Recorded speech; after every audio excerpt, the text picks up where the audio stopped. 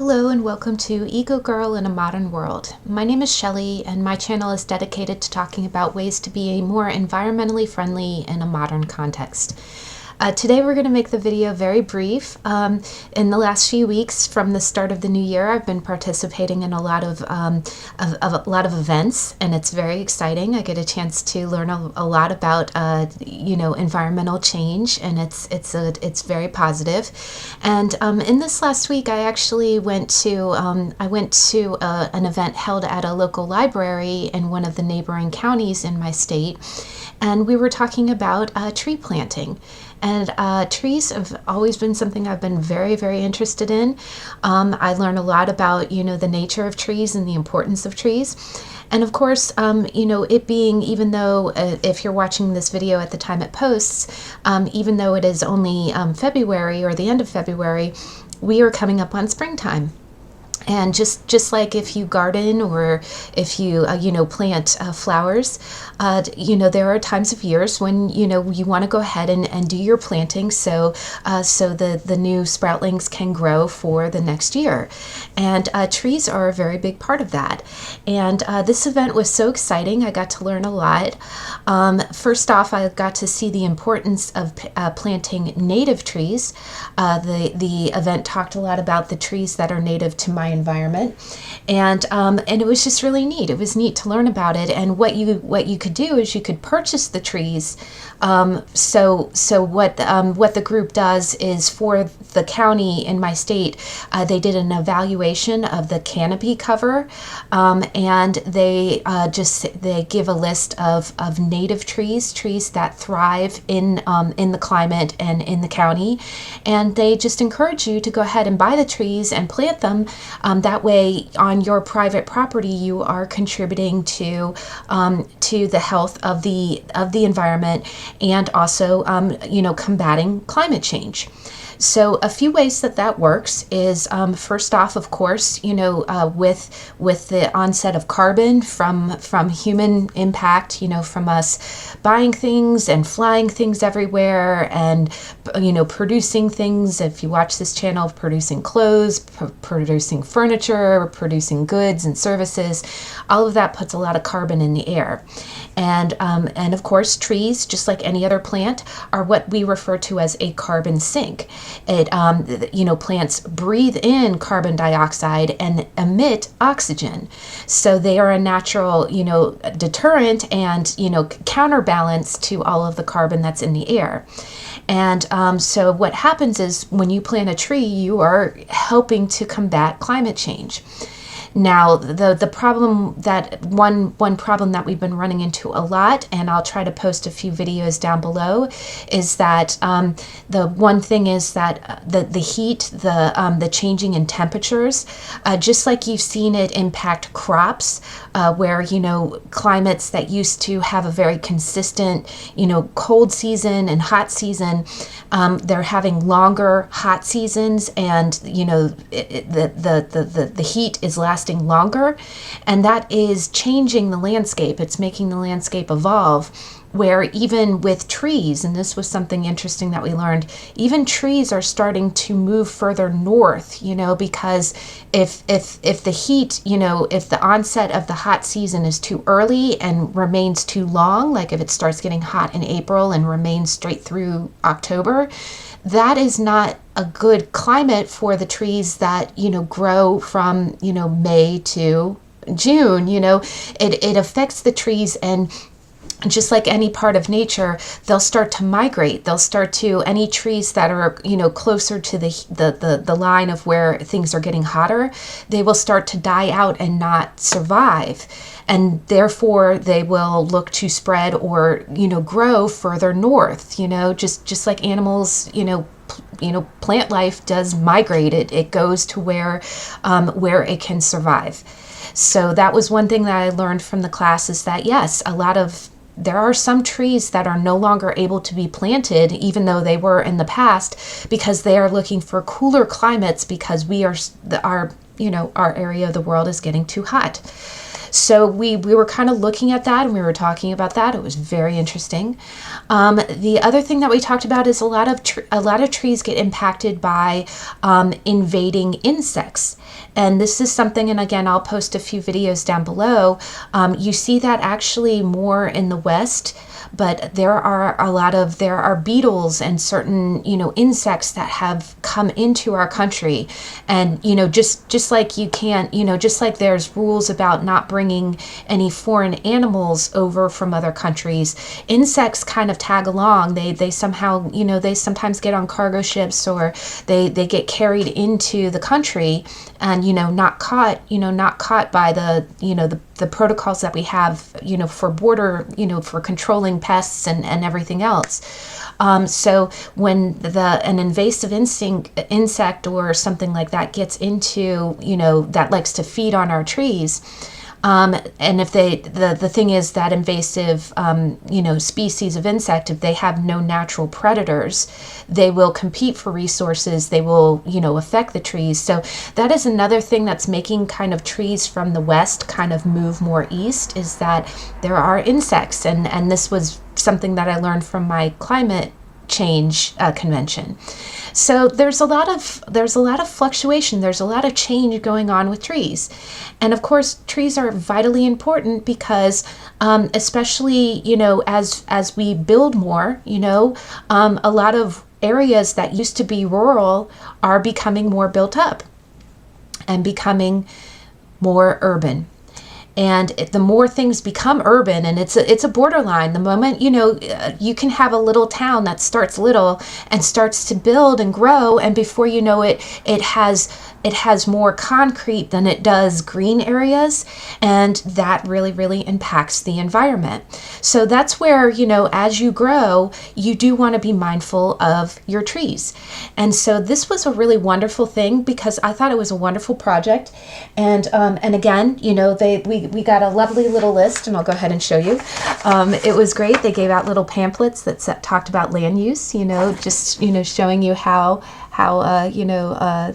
the areas that you can best plant trees.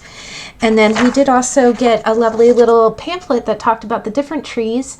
And it was great. The prices of the trees were not too bad. I mean, even the most expensive ones might be a couple $100s, but those are the ones that are really big. And then, of course, they had a range all the way in between for shorter trees, taller trees. And again, it was just really wonderful to see.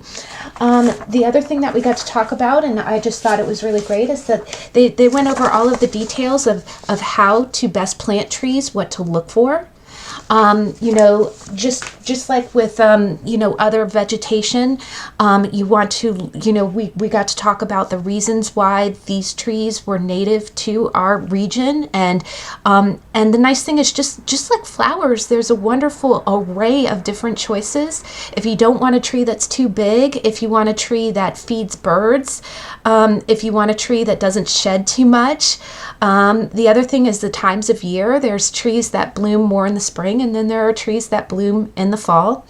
There is one really great tree that I saw here that one day when I own a home, I would love to plant this. It's called a serviceberry. And the serviceberry actually has, instead of blooms, it actually has berries that yield in late June, and they're actually edible. And I never heard of this before. It was really exciting. So they even said, that it's an edible fruit. And, last year when we were talking about fall activities, we were talking about, why don't you look for what vegetation or what, instead of just doing pumpkin spice, what other fruits are available to you. And here there is a completely edible type of plant. Now, of course, you can also just leave them for your birds.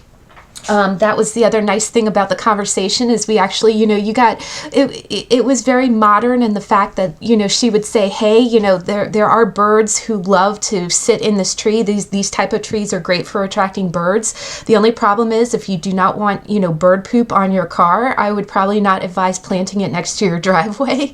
But if you want to plant, if you like watching birds, you can plant it in your backyard outside of your, kitchen window. So, it was just just like this channel is Eco Girl in a Modern World, we were answering questions like that. And I just thought it was great. It was so positive. And again, you ordered from them this time of year, and then you go and you pick up the trees and you plant them. Now, one other thing that we talked about that I thought was really interesting is that there is a way to kind of, just like they say, you know, it's funny how when you go to your local, Home Depot store, you'll see an array of plants, and you think, oh, okay, this plant is for sale at my local hardwood store. This must be native, right? And that's actually not true.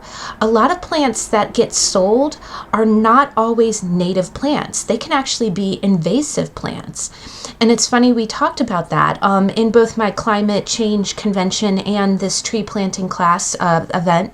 I had heard about how there are some cities that will see a tree and go, oh, that looks pretty. I like the pink blooms. Let's plant it.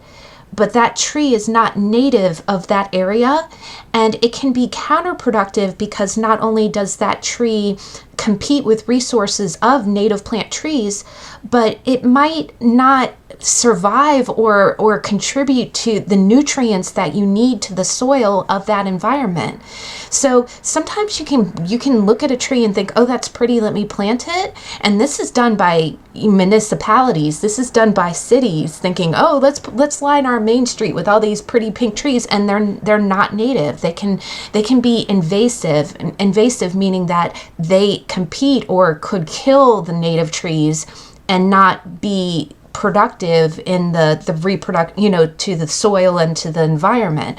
So sometimes this is good that, when I go to these events, we talk about that, because I said, oh, there's this tree that smells like fish, and maybe you've seen this.